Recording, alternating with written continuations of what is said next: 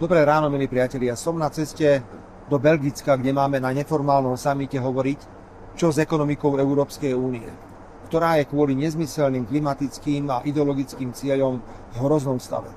Lepšie povedané v katastrofálnom. A ak nič tento rok neurobíme, predovšetkým so cenami elektriny, z Európy sa stane len kultúrny skanzen, ktorý budú navštevovať bohatí Číňania. Včera som mal kompletne plný deň, počnúť s rokovaním vlády až po stretnutia s francúzskou jadrovou spoločnosťou Framatom k výstavbe nového jadrového bloku v Jasovsky-Bohuniciach či podpredsedom Európskej komisie Rafaelom Fittom k novému rozpočtu Európskej únie a k celkovej negatívnej atmosfére v Únii a prehlbujúcej sa nespokojnosti s prácou Európskej komisie. Nebol preto čas venovať sa iným udalostiam a ja by som teraz rád dve okomentoval. To prvou je informácia, že nová holandská vláda sa Slovensku osobitne venuje vo svojom programovom vyhlásení. Vraj sme euroskeptickí, neposlúchame a dovolujeme si mať iný názor na manželstvo, počet pohlaví, čo skryli pod kritiku stavu právneho štátu na Slovensku. A vraj nás treba potrestať, napríklad odobratím hlasovacích práv či fondov. Ešte väčšiu pozornosť venovali Maďarsku. Ako by povedal vynikajúci slovenský spisovateľ Laco Balek, v skutku demokratického. Takže holandskí politickí priatelia, máte nebezpečnú tendenciu zasahovať do vnútorných suverénnych záležitostí iných krajín. To my na Slovensku nerobíme. Fajčite si marihuanu a uznávajte 70 pohlaví. Je to vaša vnútorná vec. Ale vyhrážať sa inej krajine trestom za suverénne legitímne názory je prekročením červenej čiary.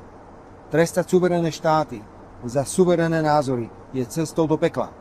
Ak niekto prichádza s takouto politikou, ohrozuje celú Európsku úniu. Predstava, že zrušíme právo veta v zásadných otázkach fungovania Európskej únie a že veľké krajiny budú rozhodovať väčšinovo a prikazovať menším, čo majú robiť, je scestná a vedie k zániku Európskej únie ako také. A druhou udalosťou, ktorú chcem krátko komentovať, je včerajšie rozhodnutie Ústavného súdu pozastaviť účinnosť zákona, ktorým sme sa snažili urobiť poriadok s gaunermi kajúcnikmi.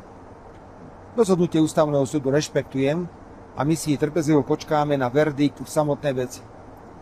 Len chcem pripomenúť, že keby sa ktorýkoľvek sudca Ústavného súdu alebo generálny prokurátor stretli s praktikami kajúcnikov vo svojej vlastnej veci, mali by úplne iný názor. Zákon, účinnosť ktorého Ústavný súd pozastavil, hovorí, že ak gauner kajúcnik klamal a vymýšľal v jednej veci, aby si zachránil zadok, nemôžno mu veriť ani pri svedectvách v iných veciach.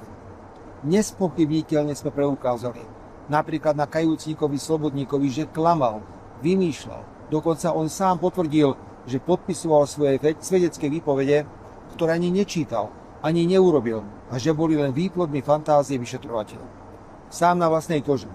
Podobne ako mnohí ďalší z môjho politického tábora som tieto špinavé praktiky zažil.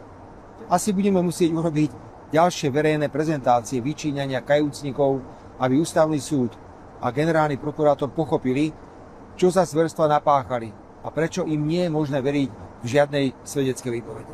Všetkým vám želám pekný deň.